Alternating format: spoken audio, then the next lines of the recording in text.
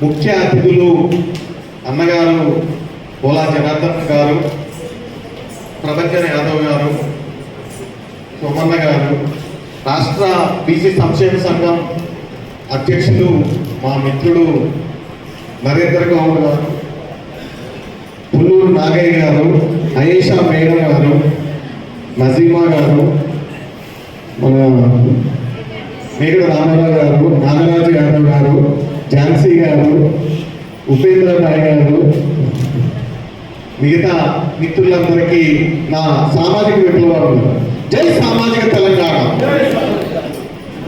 నాకు ఇక్కడ ఒకటి అవగతం అవుతుంది. మనం రిజర్వేషన్లు కావాలి, రిజర్వేషన్లు ఆర్థికంగాను సామాజికంగాను అని మొట్టుకుంటున్నాం. అసలు బీజేపీ వచ్చిన కాడి నుంచి అంతా ప్రైవేట్ పరం చేస్తున్నప్పుడు ఈ అంశం ఏమన్నా ఉంటుందా అనేది మనం ఒకసారి ఆలోచించుకోవాలి. రైల్వేస్ ని ప్రైవేట్ చేస్తున్నాడు, ఎల్ఐసిని ప్రైవేట్ చేసిండు, మిగతా అన్నింటినీ ప్రైవేట్ పరం చేస్తున్నప్పుడు రిజర్వేషన్ అంశం అనేది నేను అనుకోవడం అంత ఇంపార్టెంట్ కాదు. మోరోవర్ మనం ఫైట్ చేయాల్సింది ఏంటంటే ఫస్ట్ బీసీ జనగణన జరగాలి. బీసీ జనగణన జరిగినప్పుడు మాత్రమే సమాజంలో బీసీలు ఎంత ఉన్నారు, భారతదేశంలో బీసీలు ఎంత ఉన్నారు అని తెలిసినప్పుడు జనాభా తామాస ప్రకారం మనకి రిజర్వేషన్ కాదని ఓసీని కూడా రిజర్వేషన్ ఇవ్వండి, వాళ్ళ పాపులేషన్ ఎంత ఉందో వాళ్ళకి రిజర్వేషన్ ఇవ్వండి, మా పాపులేషన్ ఎంత ఉందో మాకు ఇవ్వండి. రిజర్వేషన్ మేము అడగట్లేదు, జనాభా ఎంత ఉందో ఆ ప్రకారం డిస్ట్రిబ్యూట్ చేయండి అంటున్నాం. వనరులు కావచ్చు, ఉద్యోగాలు కావచ్చు, ఏది కావచ్చు, మనం ప్రత్యేకంగా రిజర్వేషన్ అవసరం లేదు. కాబట్టి ఆ రకంగా మనం డిమాండ్ చేయాలి. బీసీ జనగణన ఎప్పుడైతే జరిగిందో వాళ్ళ దోపిడీ కులాల కుర్చీలు పోతాయి అనేది వాళ్ళ భయం. ఎందుకనంటే సమాజంలో బీసీలు నిజంగా శాస్త్రవేత్త లాంటి తెలివిగల వాళ్ళు, కానీ వాళ్ళకి ఆదరణ లేక వెనుకబడి వేస్తున్న వెనుకబడిన తరగతులు కాదు, నెట్టి వేయబడ్డ తరగతులు. కాబట్టి అంబేద్కర్ పుణ్యమాట ఎస్సీ ఎస్టీల జోలికి దోపిడీ కులాలు కోరు. ఎందుకనంటే ఆ ఫిక్స్డ్ ఆ రిజర్వేషన్ ని ముట్టుకునే సాహసం ఎవరు చేయరు.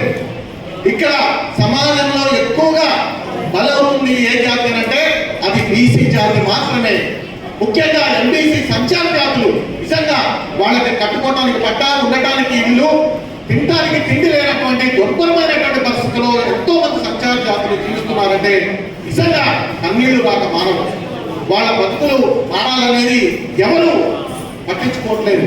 కాబట్టి మనం ఆ సమాజం కోసం ఎంతో కొంత చేయూతనివ్వాలని ఈ సభాముఖంగా అందరికీ విజ్ఞప్తి చేస్తున్నాం.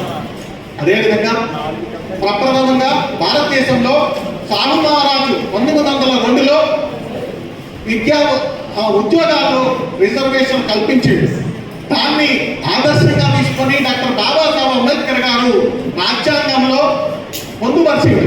ఎందుకు పొందుపరిచిందంటే ఆయన అడుగడుగునా వివక్షత గురైంది.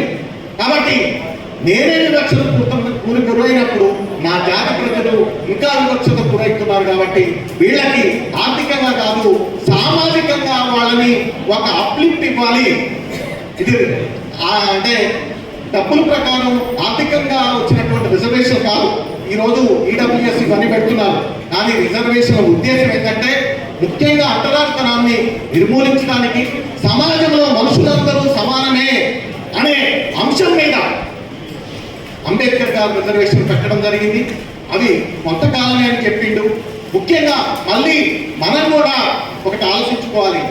బీసీ ఎంప్లాయీస్ కావచ్చు, ఎస్సీ ఎంప్లాయీస్ కావచ్చు, ఎస్టీ ఎంప్లాయీస్ కావచ్చు, ఊరికే ప్రభుత్వాలను అనటం కాదు, మనది కూడా సామాజిక బాధ్యత. మన జాతి వాళ్ళని కూడా కాపాడుకోవాల్సిన అవసరం ఉంది. ఉద్యోగస్తులు ఒక్కసారి మాత్రమే రిజర్వేషన్లో వాడుకున్నట్లయితే, ఒక్కసారి జీవితంలో రిజర్వేషన్ వాడుకున్నప్పుడు తన పిల్లలకి రిజర్వేషన్ అవసరం లేదు.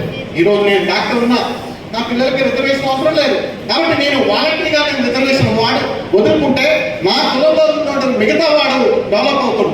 ఆ విధంగా ఒక 10-15 సంవత్సరాల్లో ఈక్వాలిటీ, ఆర్థిక సమానత్వం వస్తుంది.